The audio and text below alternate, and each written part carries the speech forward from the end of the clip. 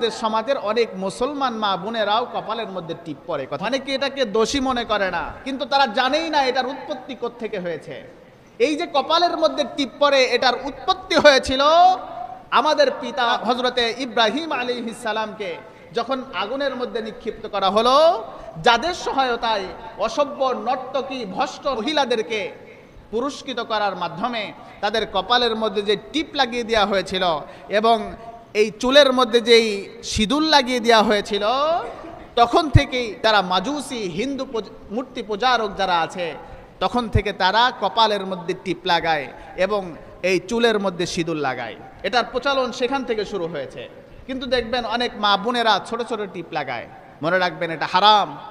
আল্লাহ রসুল বলেছেন, মান তাশাব্বাহা বিকওমিন ফাহুয়া মিনহুম। আমার বানানো কোনো কথা বলছি না, হাদিসের কথা। যেই জাতি তাদের অনুসরণ করবে, কিয়ামতের ময়দানে তাদের হাসর নাসর তাদের সাথেই হবে। নাউজুবিল্লাহ। কাজে আপনি যদি হিন্দু মাজুসিদের অনুসরণ করেন, মনে রাখবেন তাদের সাথে আপনার হাসর নাসর হবে। আর একজন মুশরিকের সাথে যদি আপনার হাসর নাসর হয়, নিশ্চিত আপনি জাহান্নামী ছাড়া আর কিছু হবেন না। সাবধান হতে হবে। শুনছেন মা বোনেরা আমার কথা, আপনাদের কানে যাচ্ছে, মাইকের আওয়াজ যত দূরে যাচ্ছে, আজ থেকে তওবা করেন, জীবনে আর কোনোদিন কপালে টিপ লাগাবো না। আপনারা যারা অভিভাবক আছেন, অনেকে দেখা যায় বাচ্চাদের কপালের মধ্যে টিপ লাগায়, আছে না এমন? ছোট ছোট টিপ লাগিয়ে দেয়। এটার আবিষ্কার, এটার উৎপত্তি হয়েছিল আমাদের পিতার আগুনের মধ্যে নিক্ষিপ্ত হওয়ার পর থেকে। এই হিন্দু মুশরিক মাজুসি বৌদ্ধ যারা আছে, অর্থাৎ মূর্তি পূজারক যারা আছে, এরা দেখবেন কপালের মধ্যে টিপ লাগায়, এরা দেখবেন এই সীতার মধ্যে সিঁদুর লাগায়।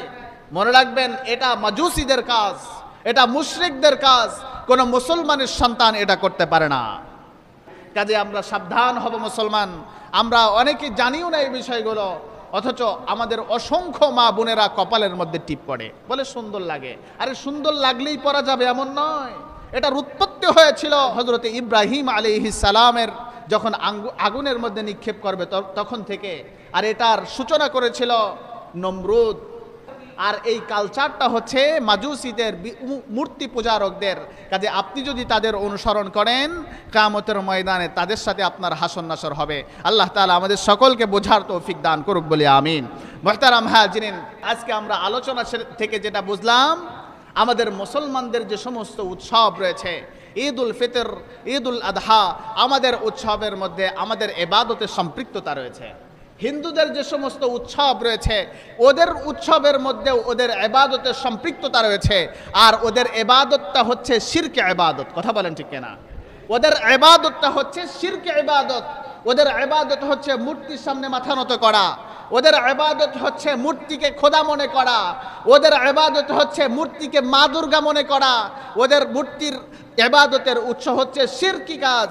কাজেই কোনো মানুষ যদি ওদের উৎসবে অংশগ্রহণ করে, কোনো সন্দেহ নাই তারাও শিরকি কাজের মধ্যে অন্তর্ভুক্ত হয়ে যাবে। এজন্য সাবধান হতে হবে। আগে দল নয়, আগে নেতা নয়, আগে ঈমান রক্ষা করতে হবে। অনেকে ক্ষমতায় যাওয়ার জন্য দেখবেন হিন্দুদের মন্দিরের মধ্যে গিয়ে বসে আছে। সাবধান মুসলমান, ঈমান বিক্রি করে দল করা যাবে না, ঈমান বিক্রি করে নেতার পিছনে ঘোরা যাবে না, আখিরাতকে বিসর্জন দিয়ে দলের পিছনে ঘোরা যাবে না। আল্লাহ রাব্বুল আলামিন আমাদের সকলকে আখিরাতকে সাজানোর তৌফিক দান করুক, আমাদের আখিরাতের জীবনকে উজ্জ্বল করার তৌফিক দান করুক, সমস্ত রকমের গর্হিত কাজ থেকে আমাদেরকে হেফাজত করুক বলি আমিন।